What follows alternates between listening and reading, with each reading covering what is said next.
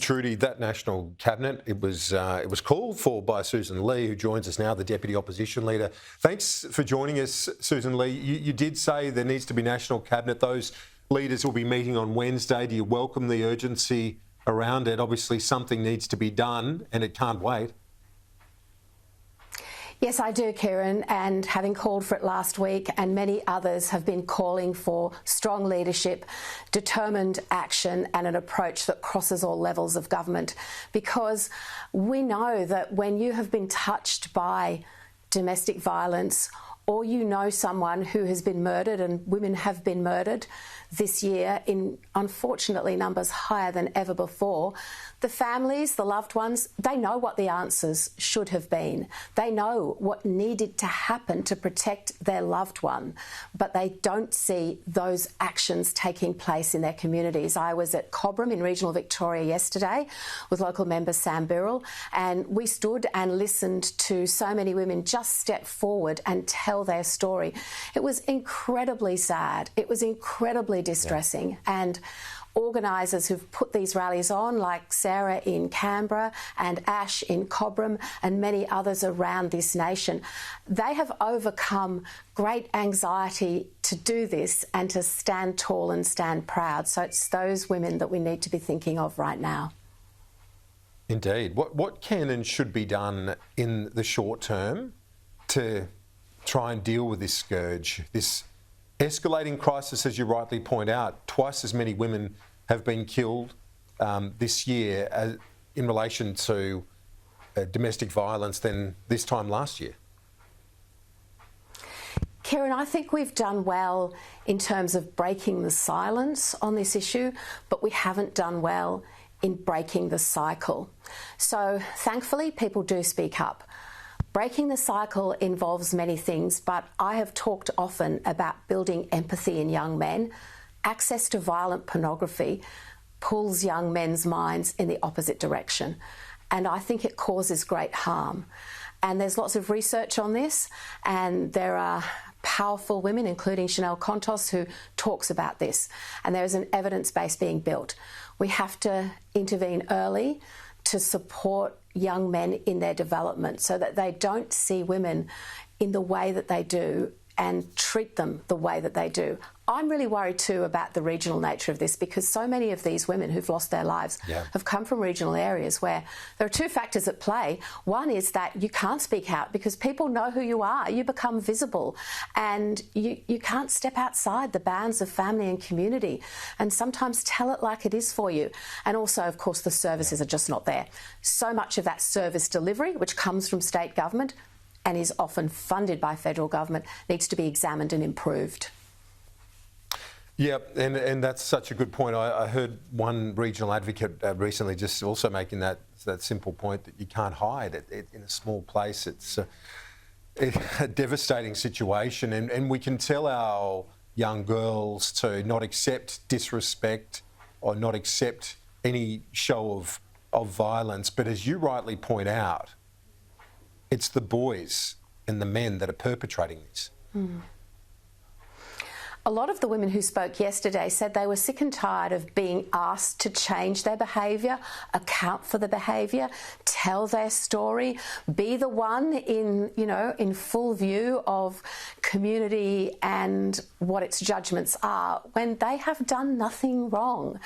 And the theme of many of these rallies is what were you wearing? And that theme came through as well, because the judgment is, as we know, that people look at women and then decide that for some reason they gave the wrong impression. All of that horrendous judgment and discrimination. So once more, Kieran, a huge acknowledgement to the women who organised these rallies, the women who came, whose voices were shaking.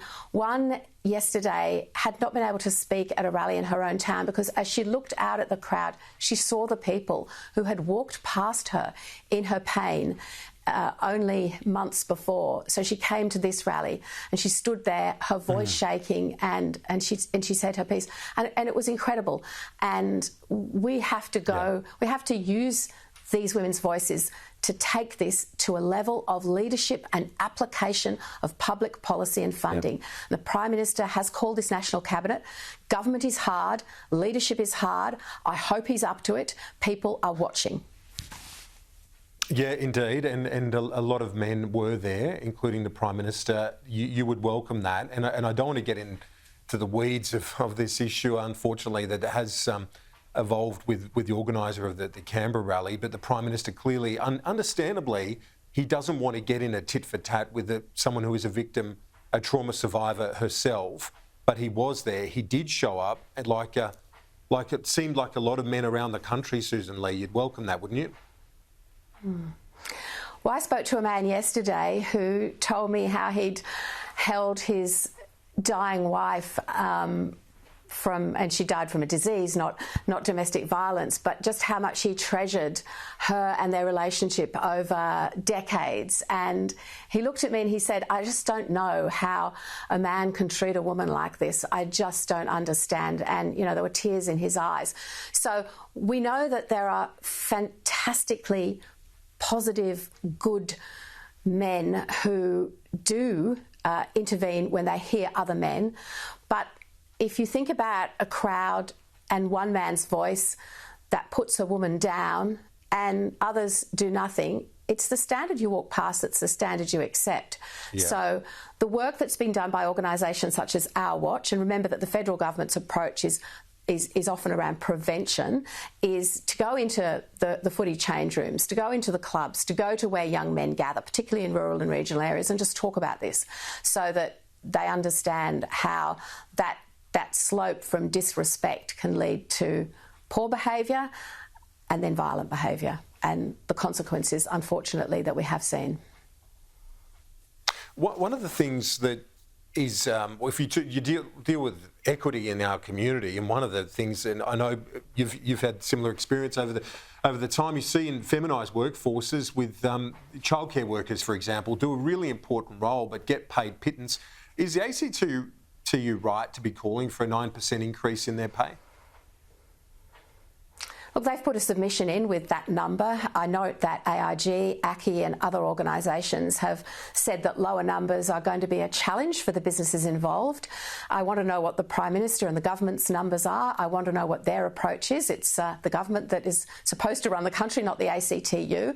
I always want to see women in low-paid workforces be paid more, Kieran. I always want to see that. Unfortunately, with some of the wage increases that we're seeing, the cost of living is crushing the actual spending power of those wages. So let's see how this case goes through. But always we have to support women in low-paying jobs.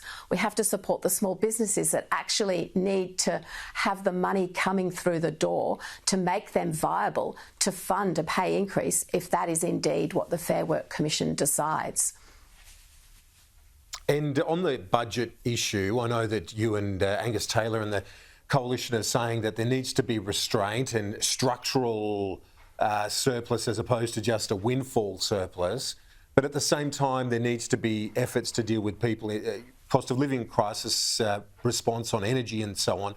Can both things be done? Is that achievable? If you focus on reducing costs and you focus on productivity, then yes, because the energy policy of the government is increasing costs out of sight and closing businesses. We're seeing record insolvencies in construction and manufacturing, the highest number since the global financial crisis. Doesn't seem to be sounding any alarm bells for this government.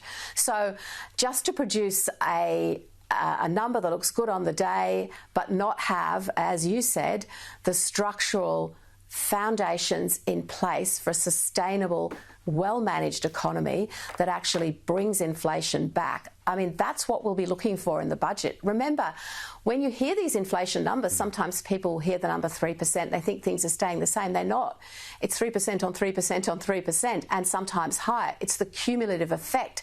Everyone who goes to the shops, who's on a fixed budget, can see that. Everyone who's trying to pay for their fees, everyone who's seeing their mortgage go up, every young person who's losing the dream of ever owning their own home is seeing that right now. So yes, this is an incredibly important budget for this government. They have to get it right. Deputy Opposition Leader Sussan Ley will stay in touch. Appreciate it.